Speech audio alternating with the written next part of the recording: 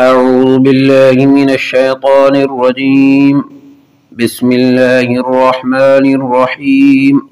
وإذ قال موسى لقومه إن الله يأمركم أن تذبحوا بقرة قالوا أتتخذنا هزوا قال أعوذ بالله أن أكون من الجاهلين قالوا ادع لنا ربك يبين لنا ما هي قال إنه يقول إنها بقرة لا فارض ولا بكر عوان بين ذلك فافعلوا ما تؤمرون قالوا ادع لنا ربك يبين لنا ما لونها قال إنه يقول إنها بقرة صفراء فاقع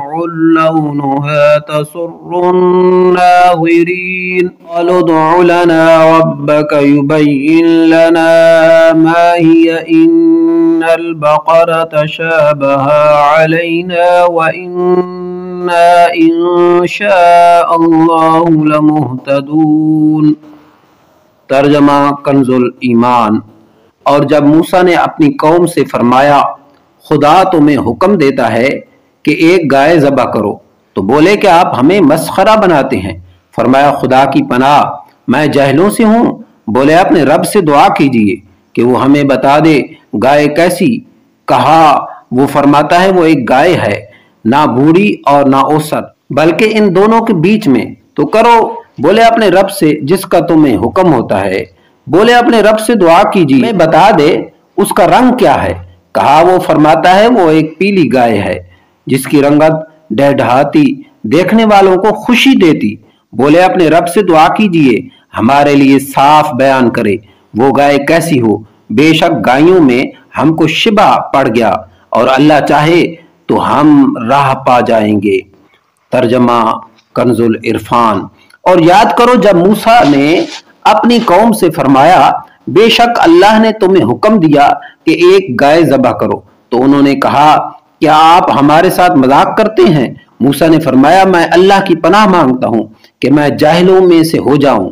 انہوں نے کہا کہ آپ اپنے رب سے دعا کیجئے کہ وہ ہمیں بتا دے وہ گائے کیسی۔ فرمایا اللہ فرماتا ہے وہ ایک ایسی گائے ہے جو نہ تو بوڑھی ہے اور نہ بالکل کم عمر بلکہ ان دونوں کے درمیان ہے، تو وہ کرو جس کا تمہیں حکم دیا جا رہا ہے۔ انہوں نے کہا آپ اپنے رب سے دعا کیجئے کہ وہ ہمیں بتا دے اس گائے کا رنگ کیا ہے۔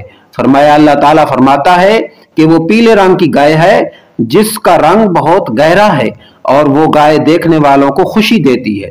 انہوں نے کہا کہ آپ اپنے رب سے دعا کیجئے کہ ہمارے لیے واضح طور پر بیان کر دے وہ گائے کیسی ہے، کیونکہ بے شک گائے ہم پر مشتبہ ہو گئی ہے اور اگر اللہ چاہے گا تو ہم یقیناً راہ پا لیں گے۔ تفسیر صراط الجنان۔ وَإِذْ قَالَ مُوسَىٰ۔ اور جب موسیٰ نے فرمایا، آیات میں یہودیوں کو جو واقعہ یاد دلایا جا رہا ہے اس کا خلاصہ یہ ہے کہ بنی اسرائیل میں ایک مالدار شخص عامیل کو اس کے عزیز نے خفیہ طور پر قتل کر کے دوسرے محلے میں ڈال دیا تاکہ اس کی میراث بھی لے اور خون بہا بھی۔ پھر دعویٰ کر دیا کہ مجھے خون بہا دلوایا جائے۔ قاتل کا پتہ نہ چلتا تھا۔ وہاں کے لوگوں نے حضرت موسیٰ علیہ السلام کی درخواست کی کہ آپ دعا فرمائیں اللہ تعالیٰ حقیقت حال ظاہر فرمائے۔ اس پر حکم ہوا کہ ایک گائے ذبح کر کے اس کا کوئی حصہ مقتول کو مارے، وہ زندہ ہو کر قاتل کے بارے میں بتا دے۔ لوگوں نے حیرانی سے کہا کیا آپ علیہ السلام ہم سے مذاق کر رہے ہیں؟ کیونکہ مقتول کا حال معلوم ہونے اور گائے کے ذبح کرنے میں کوئی مناسبت معلوم نہیں ہوتی تھی۔ اس پر حضرت موسیٰ علیہ السلام نے جواب دیا میں اس بات سے اللہ تعالیٰ کی پناہ مانگتا ہوں کہ میں مذاق کر کے جاہلوں میں سے ہو جاؤں۔ جب بنی اسرائیل نے سمجھ لیا کہ گائے کا ذبح کرنا مذاق نہیں بلکہ باقاعدہ حکم ہے تو انہوں نے حضرت موسیٰ علیہ السلام سے اس کے اوصاف دریافت اور بار بار سوال کر کے وہ لوگ قیدیں بڑھاتے گئے اور بالآخر یہ حکم ہوا ایسی گائے ذبح کرو جو نہ بوڑھی ہو اور نہ بہت کم عمر بلکہ درمیانی عمر کی ہو۔ بدن پر کوئی داغ نہ ہو، ایک ہی رنگ کی ہو، رنگ کی آنکھوں کو بھانے والا ہو۔ اس گائے نے کبھی کھیتی باڑی کی ہو، نہ کھیتی کو پانی دیا ہو۔ آخری سوال میں انہوں نے کہا کہ اب ہم انشاءاللہ راہ پا لیں گے۔ بہرحال جب سب کچھ طے ہو گیا تو ان کی تسلی ہو گئی۔ پھر انہوں نے گائے کی تلاش شروع کر دی۔ ان کے اطراف میں ایسی صرف ایک گائے تھی۔ اس کا حال یہ تھا کہ بنی اسرائیل میں ایک صالح شخص تھا، ان کا ایک چھوٹا بچہ تھا اور اس کے پاس ایک گائے کے بچے کے علاوہ اور کچھ نہ رہا تھا۔ انہوں نے اس کے گردن پر مہر لگا کر اللہ تعالیٰ کے نام پر چھوڑ دیا اور بارگاہ حق میں عرض کی، یا رب عز و جل، میں اس بچیا کو اس فرزند کے لیے تیرے پاس ودیعت کرتا ہوں تاکہ جب یہ فرزند بڑا ہو تو یہ اس کے کام آئے۔ اس نیک شخص کا تو انتقال ہو گیا، لیکن بچھیا جنگل میں اللہ تعالیٰ کی حفاظت میں پرورش پاتی رہی۔ یہ لڑکا جب بڑا ہوا تو صالح و متقی بنا اور ماں کا فرما بردار تھا۔ ایک دن اس کی والدہ نے کہا، اے نور نظر، تیرے باپ نے تیرے لیے فلاں جنگل میں خدا کے نام پر ایک بچیا چھوڑی تھی، وہ اب جوان ہو گئی ہے۔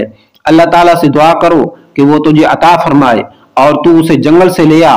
لڑکا جنگل میں گیا، اس نے گائے کو جنگل میں دیکھا اور والدہ کی بتائی ہوئی علامتیں اس میں پائیں اور اس کو اللہ تعالیٰ کی قسم دے کر بلایا تو وہ حاضر ہو گئی۔ وہ جوان اس گائے کو والدہ کی خدمت میں لایا۔ والدہ نے بازار میں لے جا کر 3 دینار پر فروخت کرنے کا حکم دیا اور یہ شرط کی کہ سودا ہونے پر پھر اس کی اجازت حاصل کی جائے۔ اس زمانہ میں گائے کی قیمت ان اطراف میں 3 دینار ہی تھی۔ جوان جب اس گائے کو بازار میں لایا تو ایک فرشتہ خریدار کی صورت میں آیا اور اس نے گائے کی قیمت 6 دینار لگا دی، مگر یہ شرط رکھی کہ جوان اپنی والدہ سے اجازت نہیں لے گا۔ جوان نے منظور نہ کیا اور والدہ سے تمام قصہ کہا۔ اس کی والدہ نے 6 دینار قیمت منظور کرنے کی اجازت تو دے دی، مگر بیچنے میں پھر دوبارہ اپنی مرضی دریافت کرنے کی شرط لگا دی۔ جوان پھر بازار میں آیا۔ اس مرتبہ فرشتے نے 12 دینار قیمت لگائی اور کہا کہ والدہ کی اجازت پر موقوف نہ رکھو۔ جوان نہ مانا اور والدہ کو اطلاع دی۔ وہ صاحب فراست عورت سمجھ گئیں کہ یہ خریدار نہیں، کوئی فرشتہ ہے جو آزمائش کے لیے آتا ہے۔ بیٹے سے کہا کہ آپ کی مرتبہ اس خریدار سے یہ کہنا کہ آپ ہمیں اس گائے کے فروخت کرنے کا حکم دیتے ہیں یا نہیں۔ لڑکے نے یہی کہا تو فرشتے نے جواب دیا، ابھی اس کو روکے رکھو، جب بنی اسرائیل خریدنے آئیں تو اس کی قیمت یہ مقرر کرنا کہ اس کی کھال میں سونا بھر دیا جائے۔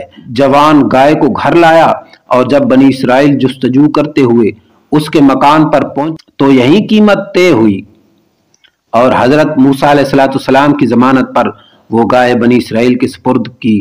تفسیر خاص۔ اس واقعے سے کئی چیزیں معلوم ہوئی۔ نبی کے فرمان پر بغیر ہچکچاہٹ عمل کرنا چاہیے اور عمل کرنے کی بجائے عقلی ڈھکوسلے بنانا بے ادبوں کا کام ہے۔ پیغمبر جھوٹ، دل لگی اور کسی کا مذاق اڑانا وغیرہ عیبوں سے پاک ہیں، البتہ خوش طبعی ایک محمود صفت ہے، ان میں پائی جا سکتی ہے۔ شرعی احکامات سے متعلق بے جا بحث مشقت کا سبب ہے۔ حدیث شریف میں ہے کہ اگر بنی اسرائیل بحث نہ نکالتے تو جو گائے ذبح کر دیتے وہی کافی تھی۔ تفسیر در منصور۔ انشاءاللہ کہنے کی بہت برکت ہے۔ حضور پر نور صلی اللہ علیہ وسلم نے فرمایا، اگر بنی اسرائیل وَإِنَّا إِنشَاءَ اللَّهُ لَمُهْتَدُونَ نہ کہتے تو کبھی وہ گائے نہ پاتے۔ کشف الخفیہ۔ جو اپنے عیال کو اللہ تعالیٰ کے سپرد کرے، اللہ تعالیٰ اس کی عمدہ پرورش فرماتا ہے۔ جو اپنا مال اللہ تعالیٰ کے بھروسہ پر اس کی امانت میں دے، اللہ تعالیٰ اس میں برکت دیتا ہے۔ والدین کی فرما برداری اللہ تعالیٰ کو پسند ہے۔ ماں باپ کی خدمت و اطاعت کرنے والوں کو دونوں جہانوں میں ملتا ہے۔ صدق اللہ العظیم۔